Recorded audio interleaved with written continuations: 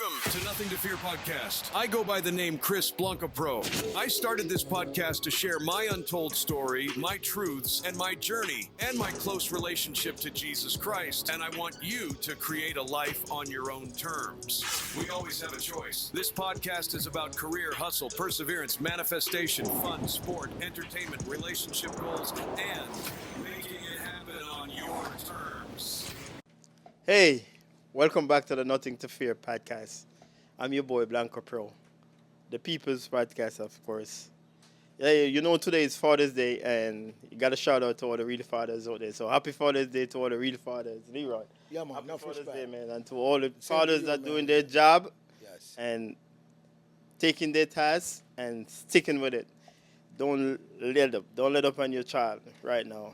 So today, the podcast is, I wouldn't say it's reached pinnacles yet, but we're doing it.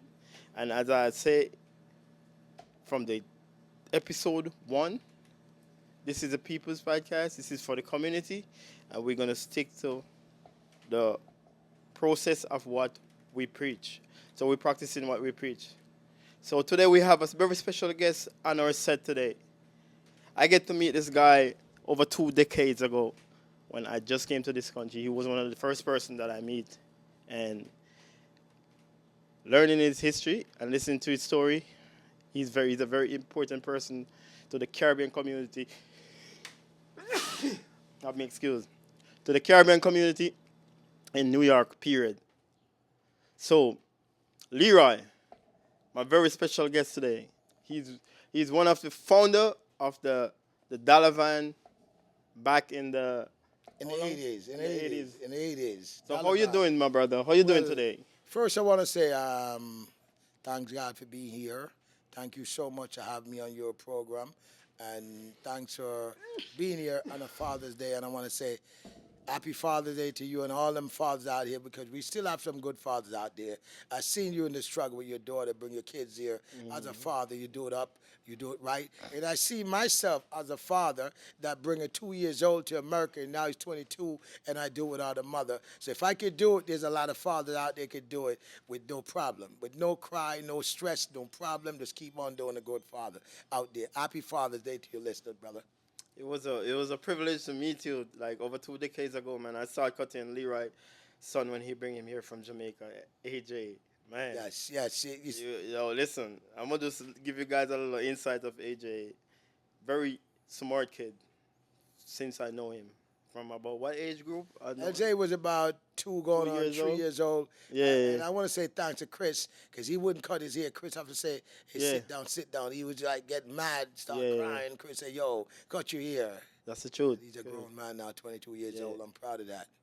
As a barber, doing the work for the community. Because a barber is a community person, and anybody knows me, I'm very good with kids, because you have to acknowledge kids just as a person, how you acknowledge a grown-up.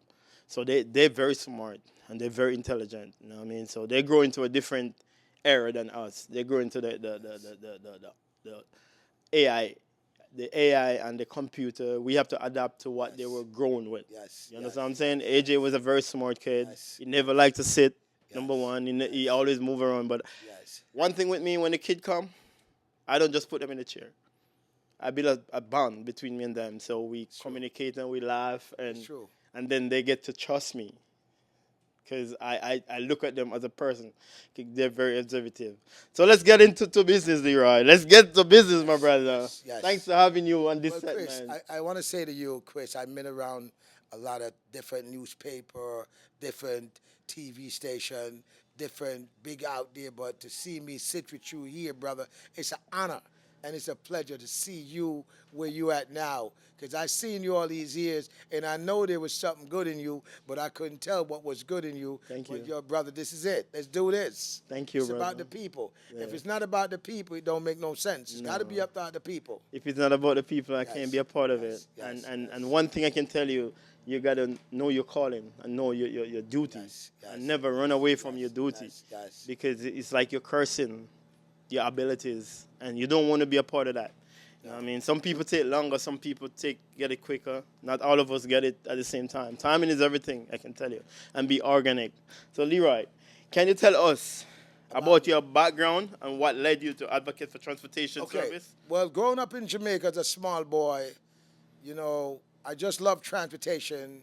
I used to go to school, and I used to get on the van. And this older gentleman, I have a bus company. I used to go to school, hang on the door, put people on the bus, drive them from Ocho Rios to Kingston. And it was a pleasure. It was an honor. And I loved transportation since I was 8 years old. And doing this in Jamaica, when I heard that I was coming to America, I never came here by choice. I came here because I was young and I had no choice. That my mama said, you got to go, let's go, we got to go. And that's what I've been in America doing. And when I came here and when I came to this country, them guys say, you think you could go to America and do this minibus business? And I'm like, what? Minibus? Yeah, I'm going to go up there and do it. I'm going to make it happen. And coming to this country here, when I look at the TV and I see the Cosby Show, I say, wait, that's America. That's how it look like. Every kid want to come to America. When you see all them kids riding this bike and, but when I come here, it's not what you see or what you say. You got to come here, and it's a struggle. And I was poor when I came here. I had one pair of shoes, right? And I had to wear those shoes to church, to school, and sometimes, I don't know what you think, but people say it's begging bread. That means there's an hole in there, but I got to keep it right. It was one pair of shoes, so I understand what it is like to be poor. I know what it is like for a single mom to raise some kids and don't have it and wash the clothes by hands. And when I come here, Chris, and my first job, when I work in the flower store, it was hard. And I put my hand in my pocket. I was making $75 a week, which in minimum wages was $3.35. The guys paying me less than that. And it was a struggle. And I came here. First thing I get on the bus, and the driver's looking at me because the bus wouldn't move, Chris. I said, where's the conductor on the bus? A lady said, young man, you got to put the money inside there. And I put the money in there, Chris. And that's how my journey started. And I work in the flower store. I go to Manhattan. I don't know what uptown or downtown mean, but I try to go get a job.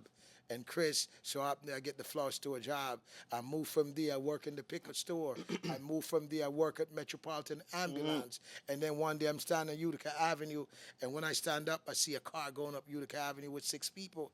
And I'm like, if this guy can carry 6 people, I could run a van and carry people too, like back home.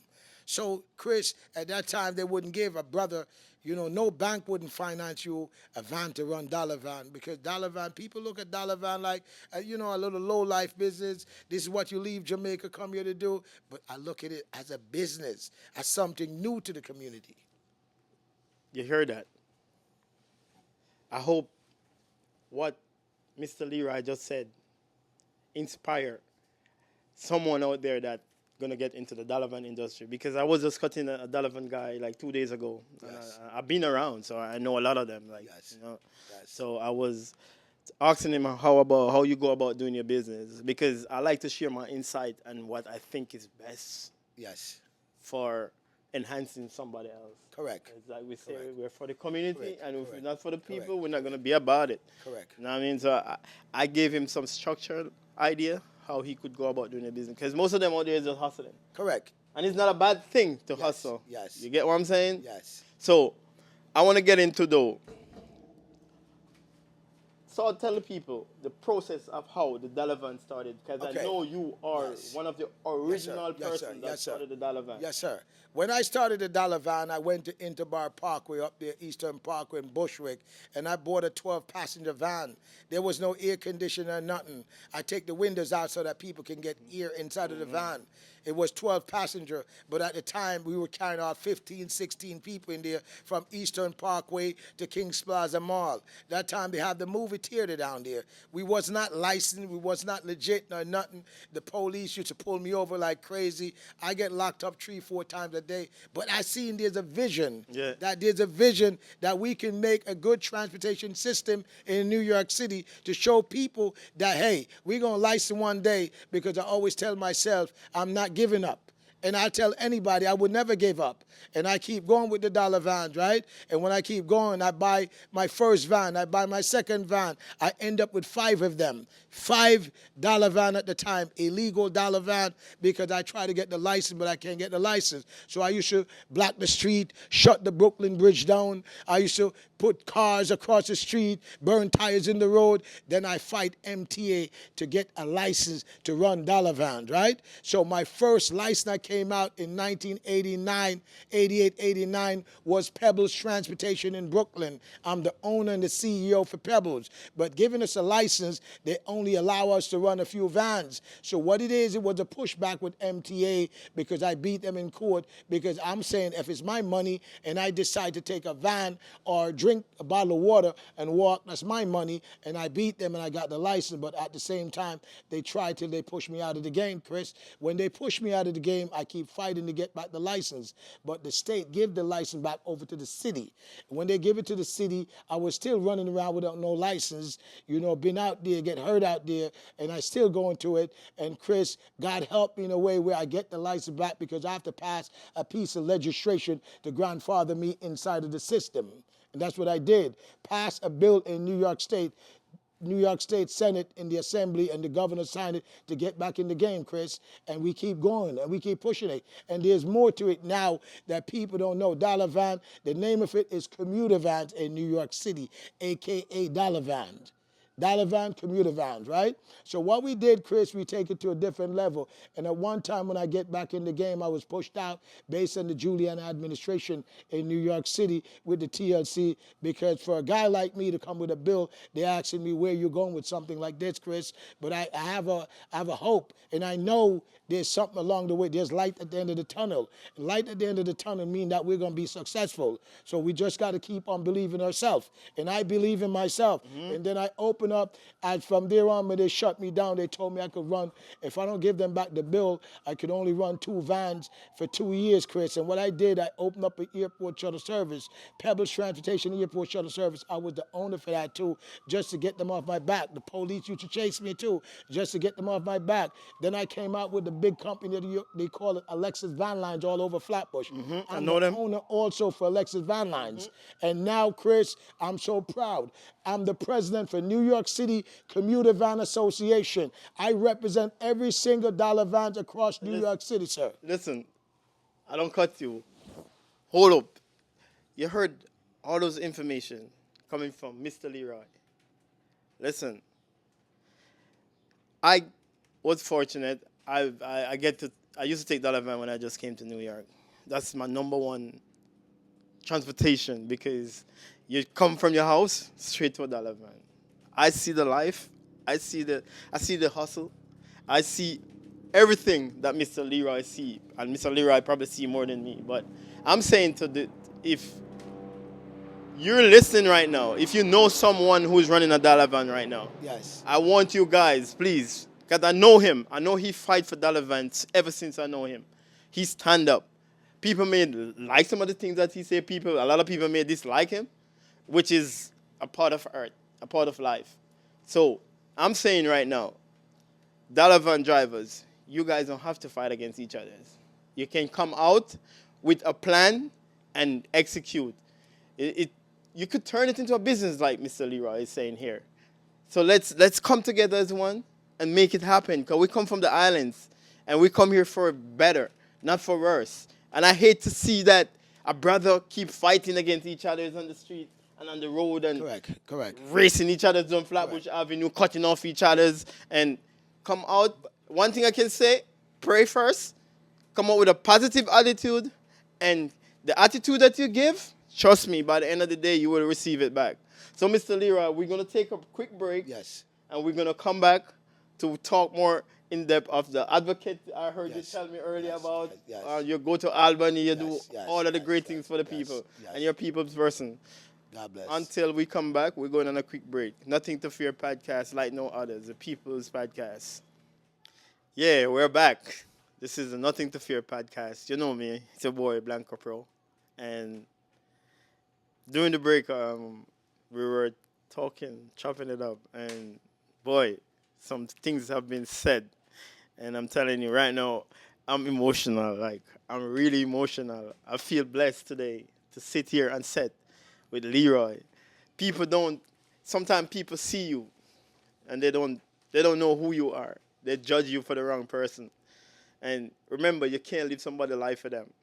People live their own life to benefit themselves. We don't want to misjudge someone if you don't know them. You know what I mean?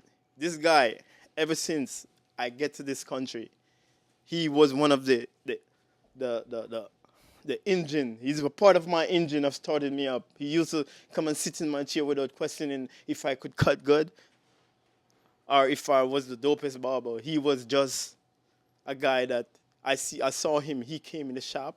He made sure everybody is blessed at every time. He was sitting in one chair. But he came to the point where he started working off energy, so I started cutting him and his son hair because he realized that this is the guy to cut my hair. It's true. And I'm talking facts. Well, like, I'm stating facts. So during the break, we were chopping it up, and a whole bunch of stuff came up, man. I'm so emotional right now. So I want Mr. Leroy to tell you guys more in depth of what we were talking about. But we're still going to talk on the transportation thing. So, Leroy, my next question to you, right? What's in the change of the policy, and you're advocating for the DollaVan drivers now? Well, what I'm trying to do for the drivers now is that in New York State, New York City, the insurance is a problem that we need to bring back more licensed commuter van on the street. And we need these guys that out there need to more conduct themselves a little bit more better. And I want these guys to go out and get their CDL license, commercial driver's license, because big change is coming, and it's going to be a business, and it's going to be a win for everyone in the DollaVan industry, otherwise the commuter van industry. And I want to make sure when I leave this industry that my grandchildren and your great-grandchildren can see this become successful, that everyone could flag down a van and get on a van with no harassment by the police or anything. So we have a lot that I'm going to discuss with you now, and I want everyone to know what's going on in the industry out there. So when you see these vans, they're licensed, they're legit. What we have here, I did 5 bills in New York City Council already that passed towards the vans, right? Right now, week before last Thursday, I introduced one of the biggest history in New York City for commuter van. We call it the street hail bill, just like the yellow and the green car. We are licensed now by New York State DOT, New York City DOT, the Taxi and Limousine Commission, and they still pull us over. But when we get the street hail mean like when the people, we've been running for 38 years, and this is my dream to see the DollaVan become legit, that no police don't bother you as long as you're licensed, you're legit. You pick the people up, they feel comfortable, the people could get in, and they go to their destination without no harassment, and the drivers need to conduct themselves too properly. So what we're doing now, we're passing the street hail bill. Street hail mean that whenever you go on the corner of Avenue J or Avenue I or Avenue K, you could stretch out your hands and you flag down a van. You could just, the van pull you over, you get in, you go where you're going. The police go around you. As long as you park the van, pull the van over legit without obstructing the traffic, we're good to go. So we call it the street hail bill. I'm in Albany actually 5 days a week, and actually we having a problem. It's been a big burden for commuter van, DollaVan across New York City, New York State, because of insurance. The insurance is very high. So I'm going to touch that topic also too. We need to pay affordable insurance like everybody else. I'm going to ask you a question off the rip. Do you guys have like a monthly meeting as an organization, as a DollaVan organization? And if not, what causes that not to happen, if you understand what I'm saying? What would come in the midst of abrupting that? Well, we do have an association because I'm the president for New York City Commuter Van Association. But most of these drivers that you see out there, they don't have the time. They don't want to come to any meeting. They don't want to sit down and talk about anything. They just want to do their own thing out there. And that's not the way about it to go about it. The right way to go about it is come sit down. Let's talk how we're going to do this, or what we're going to do to make it work and make it better for the people in the city of New York and make it better for the drivers also too. Do me a favor. Look right in the camera right over there. Yes. And talk to a DollaVan driver. Talk to probably our relatives that are listening right now that you can reach right now and tell them like. Okay, what we need to do, whether it's a DollaVan driver wife or a girlfriend or a mother, they can do better than what they're doing now out in the street. All they have to do is conduct themselves betterly, drive properly, and the type of music that they're playing and the type how they carry themselves. And we can turn this into a business where a driver can go out there and take care of his family. Because let me tell you something, when you have a van, and I drive van for a living for over 38 years. I was a driver. I stopped driving over a year and a half. But they can go out there and conduct themselves, drive more safely, stop drive erratically, stop playing the type of music, clean the bus out properly, make the bus smell good, talk to communicate with the passenger more. Because most of these people, they're very smart people. It's the people that take the vans, they're smart. They want to support us, but we have to make sure we conduct ourselves more better. And we can turn this into a big business. It can take care of your moms, it can take care of your wife, it could raise a family, and you can buy your home, you can have money in your bank, and we can do it the right way. It's not a hustle where you're going to come out here just a hustle. This is something great that we never had. So we should more appreciate it and more conduct ourselves. And there's something coming that we could even buy the van now, and you take it home to your family, you finish, we clean the vans out, we wash the vans, we make sure it smells clean for the next day, and don't use the van as something else. Use it as a business. What Leroy is saying right now is simple. I know there's a wife. This podcast right here is going to reach somebody for a DollaVan driver. It might reach some DollaVan driver. So if you're a DollaVan driver, if you're the wife of a DollaVan driver, if you're the son of a DollaVan driver, if you're the relative of a DollaVan driver, if you're a friend of a DollaVan driver, share this podcast. Show it to them. Let them know that there's still a possibility. There's nothing wrong with hustling, but you can use a hustle to come up and turn it into a business like Correct. Mr. Leroy is doing. Correct. So what he's literally saying that it could be a community. It could be better. There's more in it. There could be a retirement plan for you guys. Correct. Because remember, you're not getting younger. And remember, you have kids. So we need to stop living selfish and start thinking about the wider picture. You know what I mean? Then we got to stop it at some point. We got to stop that thing, and we got to rise to the occasion, like Sister Kalonji say. So I'm saying today, Mr. Leroy, I want you to tell them the biggest obstacles that's affecting the whole DollaVan driving right now, the biggest obstacles, and what you're advocating in Albany. Okay. Well, the biggest obstacle right now is affordable insurance, right? And as you know, affordable insurance, we should pay $10,000 a year. Now we're paying over $40,000 to $50,000 a year. So what I did last year, I passed a captive insurance bill in New York State, both in the Senate, in the Assembly for commuter vans. And the governor vetoed the bill last year. What I did this year in Albany, advocate all this year to go back to Albany, and we're trying to put it in the budget, and somehow it get kicked out of the governor budget, the one house budget, Senate budget. But I managed to have the bill passed last week. I think on the 6th of June, we have that bill passed in Albany. It's the same captive insurance. But what I did with the captive, instead, it's just commuter van. I did black cars, I did ambulette, paratransit, because I realized there's other transportation in New York City and New York State that need affordable insurance. So I passed one of the biggest captive insurance bill this month in the Assembly and in the Senate to make sure we can put the vans back legit on the street and people can see more licensed commuter van across New York City.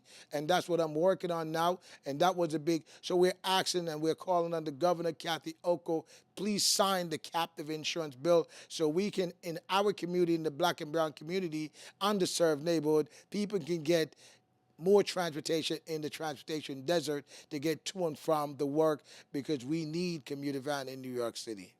So how do you involve the DollaVan? Because I see myself. I want to break it down to the people. Yes. How you go about evolving and the changes that take place from from the van to the accessorized looking van. Yes. To what's going on now? Well, when I came out, I was driving these 14-passenger van, and I see it was a little bit too small to carry these people because there was no enough leg room. So I bring my first bus on Flatbush Avenue. When I came on Flatbush Avenue, people think it was accessorized, but it was not accessorized. It's changes. So at some point in time, we have to bring changes to the neighborhood and evolve in the neighborhood. Yes, sir. So people can feel more comfortable, sit down more comfortable, ride more comfortable, and realize that they're somebody. The people in this community, it's all about the people, because if it's not about the people, we're not going anywhere. It's just like I said to myself every day, if my life was for me, I don't need it. My life is about the people. And if you're doing something and it's not about the people, you leave it alone. It's all about the people. So in transportation in New York City, I'm proud to be who I am. I get citation, I get award, I get proclamation in transportation. I'm actually in every newspaper you think of in New York City, New York State. Channel 45, YouTube.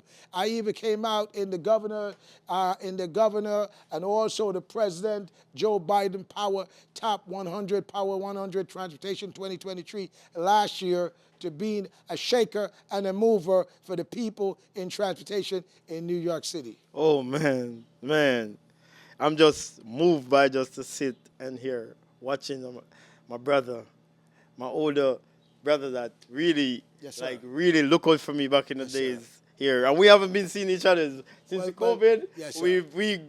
Everybody go different ways, and people start doing different things. And But Chris, I want to say to you, when I go ahead. When I see your program and I see what you're doing, man, just keep on doing this for the people, because the people need to know what's going on in the community. A lot of people live in a community, but they don't know what's going on. So we need to let people see your program, understand your program, and understand there's a lot going on in the community, and enlighten the community about what's going on in the community, especially in the black and brown community that always left behind. We're tired of leaving behind, brother. We want to make a rate. They push it to the side. We want to make a straight road and keep on going and show people that we're here for the people. We're not going anywhere. Guys, this is episode 16 of Nothing to Fear podcast, and I'm just moved by this episode. I'm just Yes, blessed to have you on this set, man. And today's Father's Day. Number one, I know we're not gonna air until next week, but happy Father's Day to all the fathers out there. Yes. So what I want you to do, Yes, we sir. don't have long, because the producer just warned us that we have 2 Yes. minutes. Yes, sir. I want you to break down a little bit of your fatherhood, of what the challenges that you've been through, and you can admire or inspire a dad out there that's going through probably the same situation that you've been through. Well, with my situation that I go through as a single parent, and I want to tell a dad out there that it's hard work and persistent, and don't give up on your child. Stay with your child. It doesn't matter what mom may think or what she may think out there. We still have some good fathers out there. I have my 2 years old raising him. When I bring him from Jamaica to America, when I look over there, I say, "Do you want something from the store?" He said, "Dad, that's the shop." And I realize I'm a single father, and if you look at my son right now, he's very successful, right? He was college ready at 14 years old. At 15 years old, he's a National Honor Roll student, passed 7 exams. He speaks French. France, I sent him France, Amsterdam, all over the place. And when he graduated from the high school, he was the president of the student government in New York City at the School of Science, Skill, Technology. Now he was doing animation, administration, digital art. Now he's doing IT work. And a lot of fathers, listen to me, your kid is your backbone, is your life. Your child is your life. A lot of the fathers out there need to step up, and we're going to do this. And we know we have good fathers out there, especially like Chris and I, and a lot more fathers out there. We understand on Father's Day, they say, "Oh, but listen, there's good fathers, and there's always going to be some good fathers out there, and I know there's a lot of brothers out there like you and I. And today's Father's Day. And Yes. I'm saying this, a kid needs their both parents. Correct. But if the challenge comes, you have to rise to the occasion. Find a way. You have to find a equal part of showcasing it to the kid, of teaching them their morals of growing up and how to respect and how to bring themselves. But this is episode 16, guys. Please like, share, subscribe. I'm BlonkoPro. Thank you, Mr. Leroy, for being on you set for being today. here. And may God go with Peace you out. guys. Peace and blessings. And I love you all. Peace out. Yes, sir. Welcome to Nothing to Fear podcast. I go by the name Chris BlonkoPro. I started this podcast to share my untold story, my truths, and my journey, and my close relationship to Jesus Christ. And I want you to create a life on your own terms. We always have a choice. This podcast is about career, hustle, perseverance, manifestation, fun, sport, entertainment, relationship goals, and making it happen on your terms.